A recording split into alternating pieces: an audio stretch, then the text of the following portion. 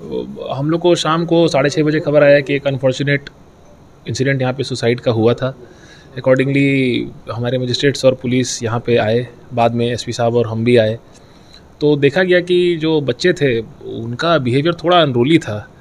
कुछ cars vandalised हुए थे, शायद 4 या 5 गाड़ी वेंडलाइज हुए, जिसमें से 2 उस प्रोफेसर के थे जिनके अगेंस्ट एलिगेशन है, एक रजिस्ट्रार साहब का था, एक मीडिया पर्सन का भी गाड़ी था।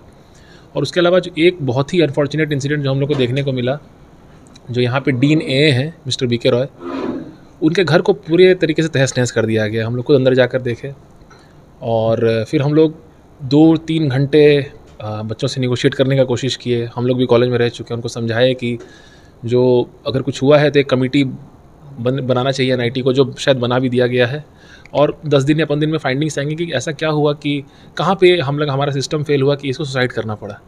लेकिन जिस तरह से बच्चों ने अपना आक्रोश दिखाया वो बिल्कुल ही एक क्या मतलब इलीगल, और इतना आक्रोश था उनमें कि वायलेंस पे हम उनको ये समझाया कि वायलेंस पे रिजॉर्ट आपको नहीं करना चाहिए। आप जो करना है आप पीसफुली कीजिए, आपको रोड ब्लॉक करना है आप पीसफुली कीजिए, आपको स्लोगनरिंग करना है आप पीसफुली कीजिए।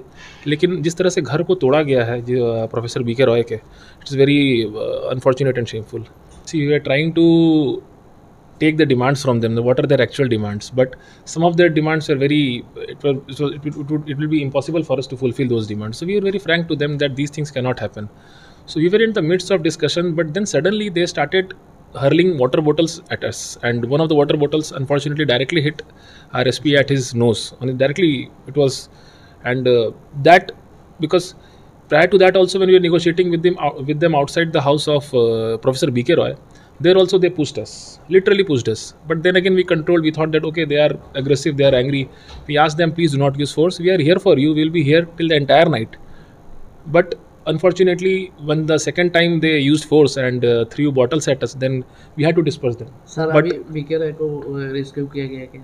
नहीं, रेस्क्यू नहीं, उनको हॉस्पिटल लेकर गया है, क्योंकि शायद उनको एक मेंटल, जब हम उनसे जब मिले तो उनकी वाइफ और उनके बच्चे तो बिल्कुल कांप रहे थे डर के मारे, तो शायद कुछ मेंटल सदमा लगा होगा, अपने रिलेटिव के घर गए हैं वो रेस्क्यू। तो some students also went to medical college, we got the information, is it correct?